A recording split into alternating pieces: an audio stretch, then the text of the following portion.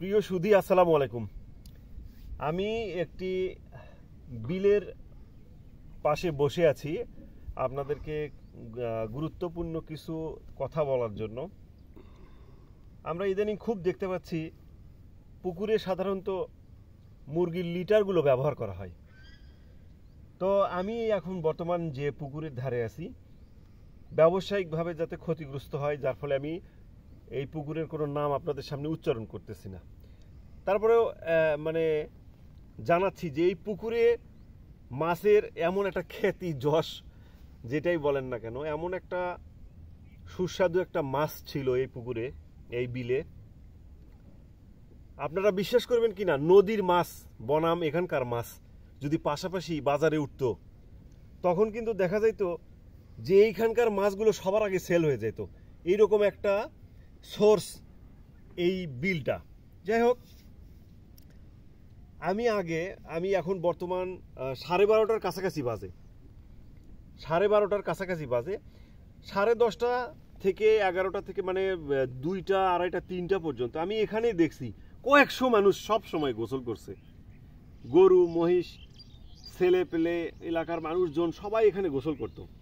এখন আপনি গোটা বিল চারধার ঘুরে বেড়ালেও আপনি একটা মানুষকে পাবেন না যে গোসল করতেছে। এখানে কি করতে আসে শুধুমাত্র জানেন? যদি ছাগল বা গরু, মহিষে এগুলোর ভুঁড়ি কেনে, তাহলে ভুঁড়িটা ধোয়ার জন্য শুধুমাত্র এখানে আসে। এখানকার পানির যে একটা গন্ধ, এই পানির গন্ধ, আমি এখানে বসে থাকাটা আমার কষ্ট হয়ে গেছে। এই পানি দিয়ে আমি কিভাবে অজু করব, কিভাবে গোসল করব? তো হয়তো যারা এই বিলটা ডাকে নিয়েছে, ডাকের মাধ্যমে, তারা হয়তো চিন্তা করতেছে তাদের খরচটা কমে গেলে, ফিড দিলে হয়তো একটা বাড়তি খরচ যায়, এটাতে খরচটা কম। কিন্তু তাদের জানা উচিত এইটা করলে পানির পরিবেশটা কত পরিমাণ ক্ষতির মুখে চলে যায়। ধীরে ধীরে সামনের দিকে কি হবে, আপনারা আর এটাতে চাষ করতে পারবেন কিনা। মাছ কিন্তু কি খাচ্ছে? লিটার। আপনারা জানেন মুরগি, লিটারটা মুরগির গু। লিটার যখন ড্রপ করে, মুরগির পায়ের নিচে কিন্তু তুষ থাকে, কাঠের তুষ।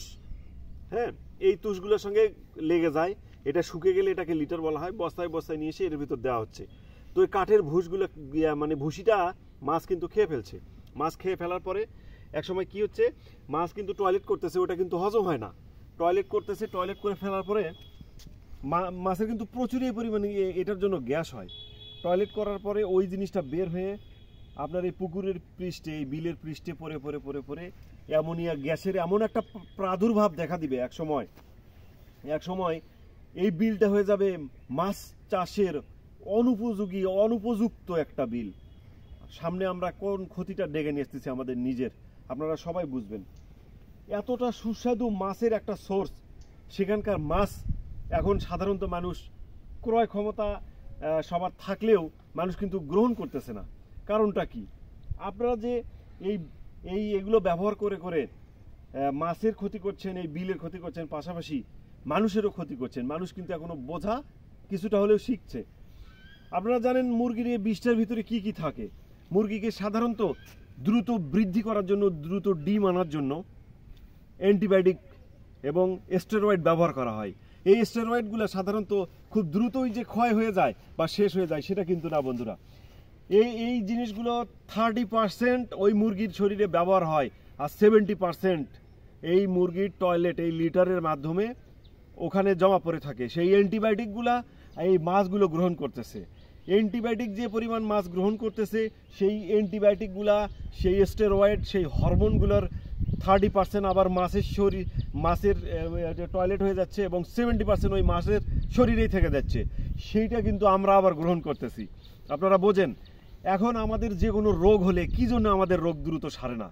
চিন্তা করেন, আমরা যে কোনো রোগ হলে সাধারণত আমরা সেই রোগের বিপরীতে ব্যবহার করার জন্য অ্যান্টিবায়োটিকগুলো গ্রহণ করি। সেই অ্যান্টিবায়োটিকগুলো দিয়ে আমাদের এখনো কাজ হচ্ছে না। এটার কারণটা কি?